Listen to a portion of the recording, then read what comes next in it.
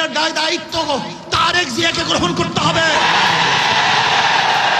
এই খুনের দায় দায়িত্ব মির্জা ফখরুলকে গ্রহণ করতে হবে।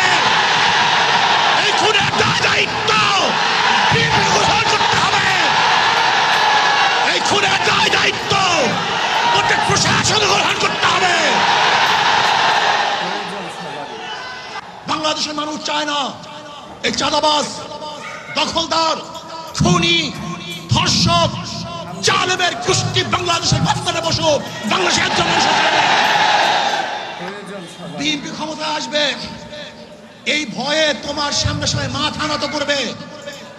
শিয়াল মাথা নত করতে পারে, ইঁদুর তোমার সামনে মাথা নত করতে পারে, লুবিরা তোমার সামনে মাথা নত করতে পারে, দুর্নীতিবাজরা তোমার পায়ের মধ্যে তৈলবর্ধন করতে পারে।